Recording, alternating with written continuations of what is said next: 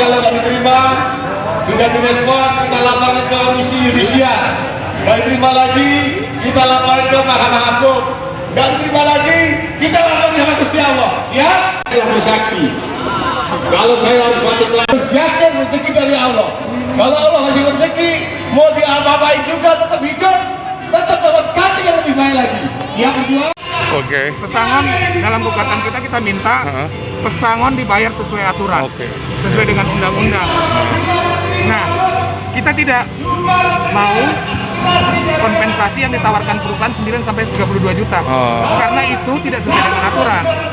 Nah, kita kecewa dengan putusan ini yang membuat teman-teman buruh yang sudah 1 tahun menanti akhirnya merasa kecewa, dan yang diinginkan oleh perusahaan dengan putusan hari inilah anak-anak ini frustasi kemudian ngambil. Itu yang diinginkan oleh perusahaan, dan kita sangat kecewa dengan majelis hakim ini. Enggak prinsip, bukan prinsip, karena KTP semua sudah kita buktikan, semua kita serahkan. Bung, jadi ini tuh apa, Bung? Ya, hari ini agenda di Pengadilan Hubungan Industrial adalah pembacaan putusan terhadap PHK 286 karyawan PT Bina Citra Karya Lestari yang di Kabupaten Bandung, Cisirum. Kasus ini dimulai sejak Juli 2020, di mana perusahaan mengeluarkan pengumuman bahwa operasional produksi dihentikan. Tapi dalam surat tersebut tidak disebutkan status karyawan seperti apa. Nah, tiba-tiba perusahaan menawarkan kompensasi PHK sekitar 9 sampai dengan 32 juta. Jadi kalaupun masa kerjanya 30 tahun, 40 tahun dia tetap dapatnya 32 juta. Nah, sebagian pekerja ada yang menerima karena tidak kuat dengan proses yang panjang. Nah, 286 karyawan mengajukan gugatan ke PHI, dan hari ini diputus, dan diputusnya adalah putusannya NO. Ditolak? Ya, gugatannya nggak dapat diterima menurut majelis hakim. Yang membuat kita kecewa adalah bahwa pertimbangan hakim dalam memutuskan perkara ini adalah berdasarkan anjuran. Anjurannya dianggap bahwa ada beberapa orang masa kerjanya nggak sesuai dengan anjuran. Nah, padahal buruh sudah membuktikan, menyampaikan bukti adalah pengenal kartu ID card. Di ID card itu ada tahun masuk dia mulai bekerja.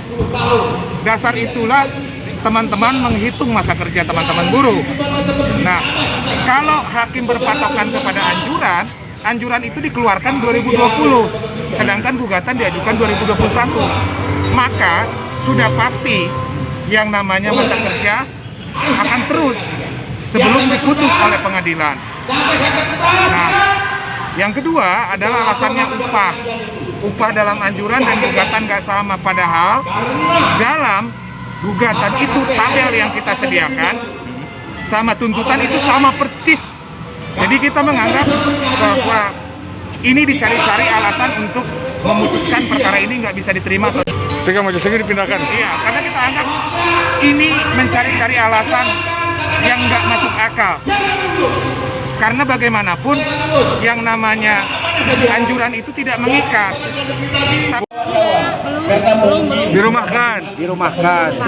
Sejak kapan, Bu? Bulan dirumahkan tapi tanpa dibayar.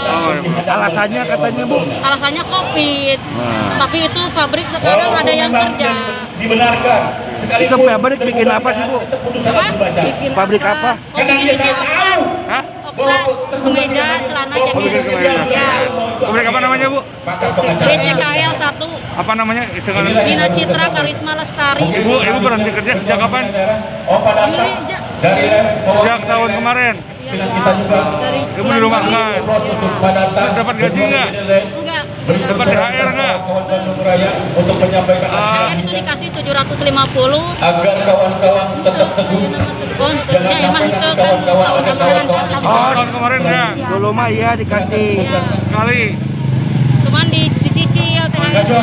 Yang terakhir dipakai baju. Voucher dikasih voucher. Oh, gitu. Terus Ibu sekarang nuntut pengen apa nih biar? Ya nuntut PHK aja. Yang sesuai dengan undang-undang aja. Oke. THR 2 tahun berarti ya? Tahun kemarin tahun sekarang? Setahun? Tahunan. Jadi kami teh dirumahkan udah berapa bulan tanpa dibayar sepeser. Namanya siapa, Bu? Assalamualaikum warahmatullahi Namanya Dimas. Ya? Cuma